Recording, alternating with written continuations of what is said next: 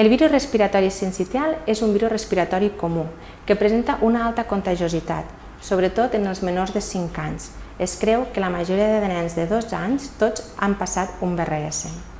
El VRS inicialment dona una clínica de refredat, però es pot complicar, pot donar bronquiolitis i pneumònies greus que necessitin de cures intensives, sobretot en els menors de 6 mesos i en subgrups de risc com per exemple els prematurs.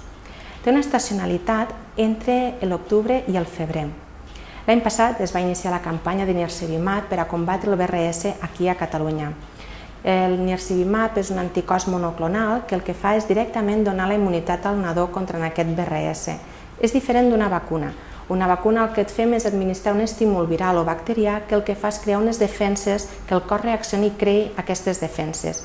El nirsevimab directament és un anticòs monoclonal que dona les defenses directament al nadó, conferint una immunitat immediata. L'administració és amb una injecció intramuscular a tots els menors de 6 mesos a l'inici de l'època estacional per VRS. També s'inclouen els prematurs menors de 35 setmanes menors d'1 anys i altres nanos amb patologia de risc menors de 2 anys.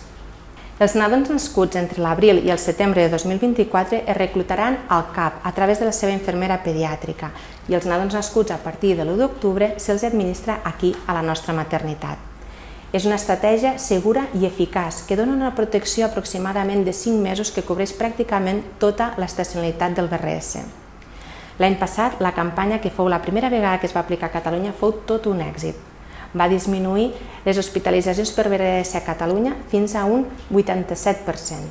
Va disminuir també les estades a la UCI pediàtrica fins a un 90% i va disminuir l'atenció a les nostres urgències pediàtriques en menors de 6 mesos per VRS en un 55%.